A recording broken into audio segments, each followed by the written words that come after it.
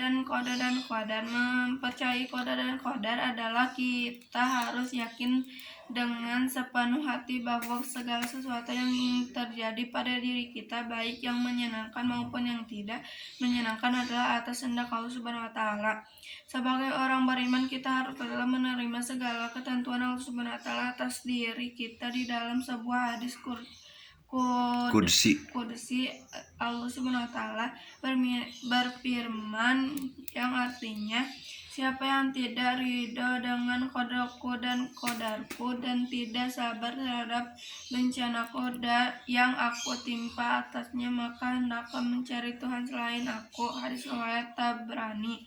Takdir Allah Subhanahu wa taala merupakan irada, kehendak Allah Subhanahu wa taala orang. Sebab itu takdir tidak selalu sesuai dengan keinginan kita. Tak kala takdir atas diri kita sesuai dengan keinginan kita, kehendak kita bersyukur karena hal itu merupakan nikmat yang diberikan Allah Subhanahu wa taala kepada kita. Ketika takdir yang kita alami tidak menyenangkan atau merupakan musibah maka hendaklah kita terima dengan sabar dan ikhlas. Kita harus yakin bahwa di balik musibah itu adalah hikmah yang terkadang kita sebelum mengetahuinya. Allah Subhanahu wa taala maka mengetahui atas apa yang diperbuatnya. Ada sebuah kisah tentang seorang yang soleh dan apabila ditimpa musibah atau mendapat cobaan selalu berkata, ini adalah sesuatu yang baik.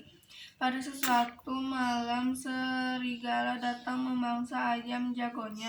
Kejadian ini disampaikan kepada, maka ia pun berkata, ini adalah sesuatu yang baik. Kemudian pada malam itu pula anjing berjaga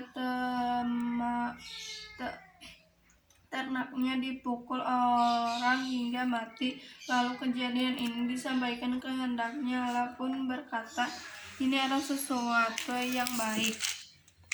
Tak berapa lama keledainya meringkik lalu mati. Allah pun berkata, ini adalah sesuatu yang baik. Insya Allah Subhanahu wa taala anggota keluarga merasa sempit dan tidak mampu memahami mengapa ia mengucapkan perkataan itu pada malam itu. Orang-orang Arab yang menyerang mereka membunuh semua orang yang ada di wilayah tersebut. Tidak ada yang selamat selain dia dan keluarganya. Orang-orang Arab yang